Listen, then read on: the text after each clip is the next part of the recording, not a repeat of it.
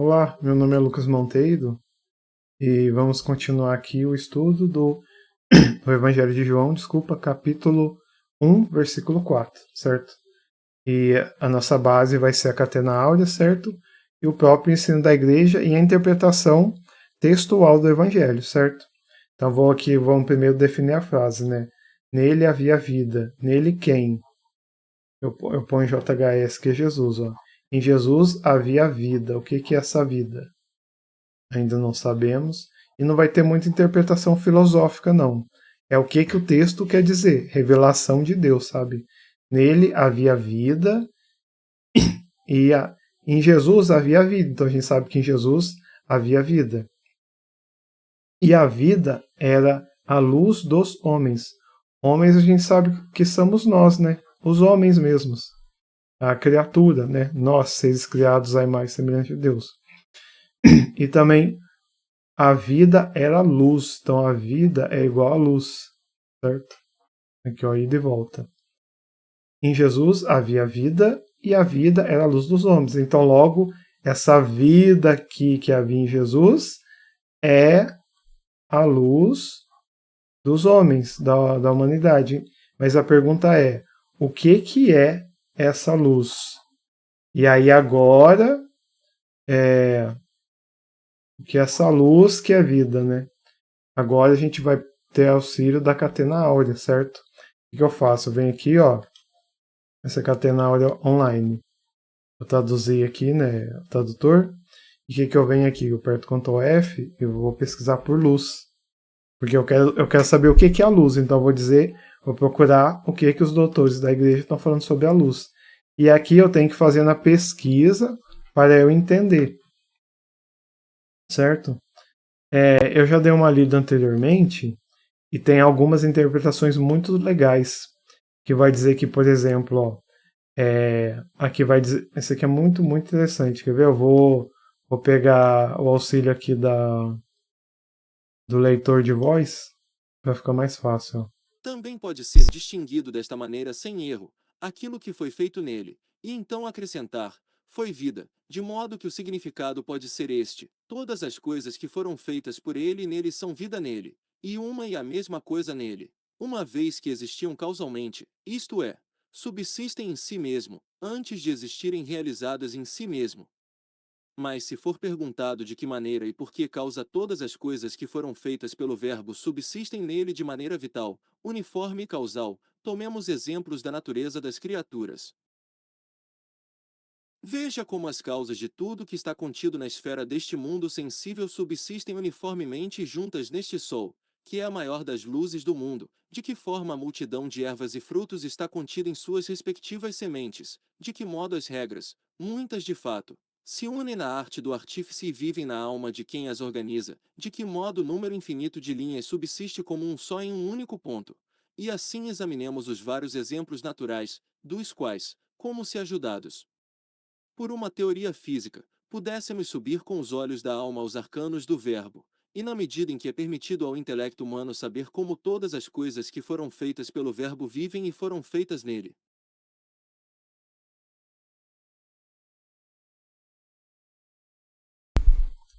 Agora vamos à explicação. Ó. Segundo o Orígenes, você viu ali os exemplos, né?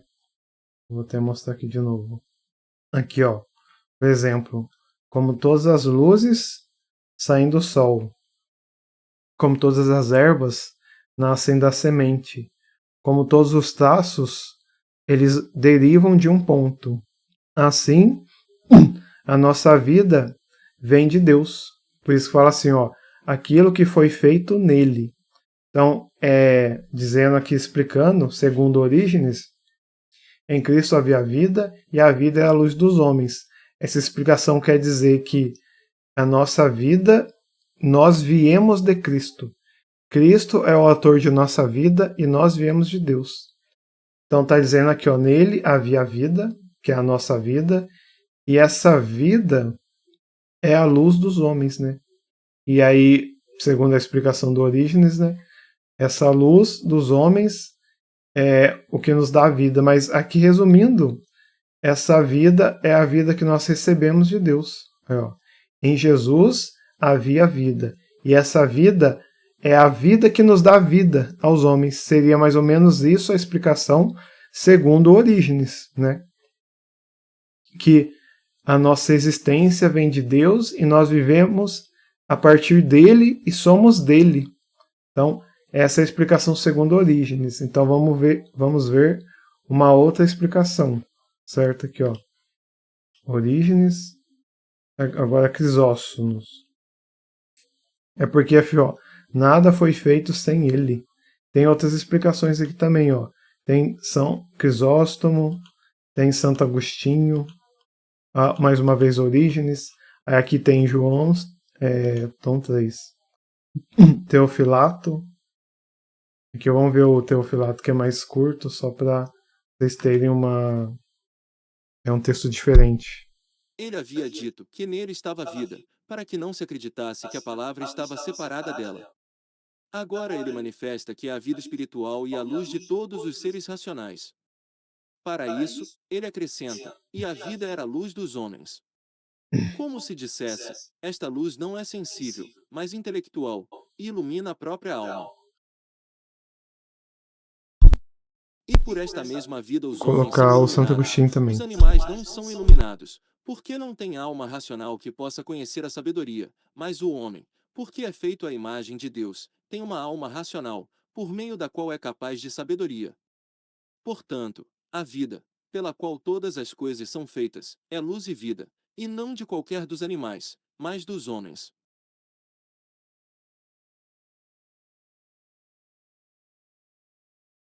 Então aqui, segundo Teofilato e Santo Agostinho, essa luz, essa vida, essa luz dos homens, é realmente a vida eterna, digamos assim. Vou até escrever aqui, ó.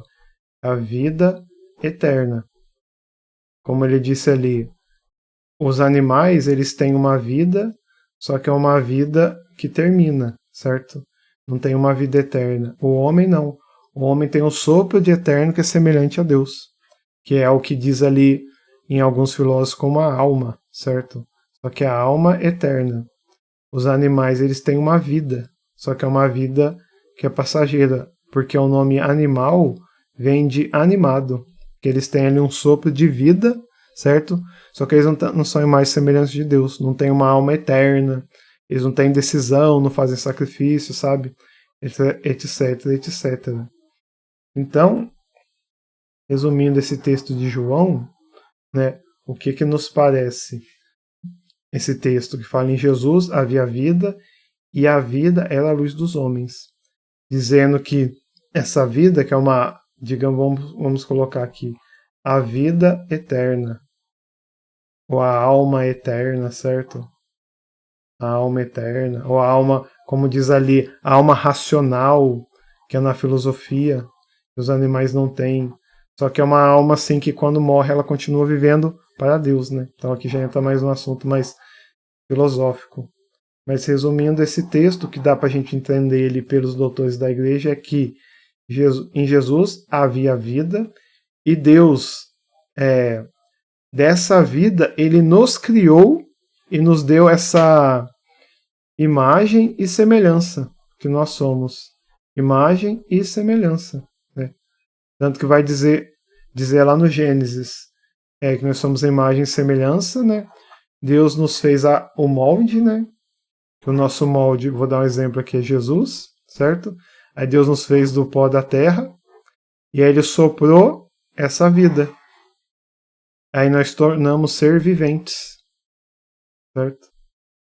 E qual que é o nosso modelo? O nosso modelo é Jesus.